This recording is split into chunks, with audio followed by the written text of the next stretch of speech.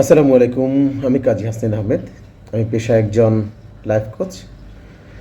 আমি চিকিৎসা ফাউন্ডেশনের একজন প্রাক্তন ছাত্র এবং রিসেন্টলি আমি চিকিৎসা ফাউন্ডেশন থেকে এসেনশিয়াল মেল ওয়েলনেস এই কোর্সটি সম্পন্ন করেছি।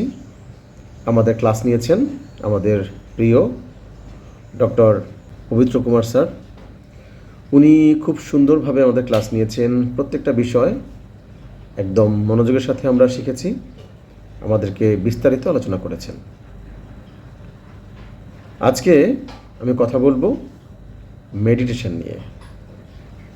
আসুন জেনে নিই মেডিটেশন কি। মেডিটেশন হচ্ছে একটি মেন্টাল এক্সারসাইজ, যেটাকে আমরা বলতে পারি মানসিক চর্চা। মানুষ তার মনকে শান্ত করে, চিন্তাকে প্রশস্ত করে, চোখ বন্ধ করে এক্সারসাইজটা করবে। ধরুন, যখন আপনি দেখবেন কোনো একজন ব্যক্তি সকালবেলা ঘুম থেকে উঠে চোখ বন্ধ করে ধীরে ধীরে শ্বাস নিচ্ছেন, ধীরে ধীরে শ্বাস ছাড়ছেন, তাহলে আপনি বুঝবেন ওই ব্যক্তিটা মেডিটেশন করছে। মেডিটেশনের অনেক উপকারিতা রয়েছে। তো এটা কেন আমাদের জন্য জরুরি, আসুন সেটা স্বল্প সময় একটু আলোচনা করার চেষ্টা করি।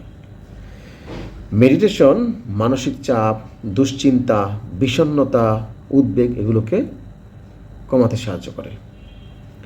আমাদের যে মনোযোগটা, সেই মনোযোগ আমরা ধরে রাখতে পারি না।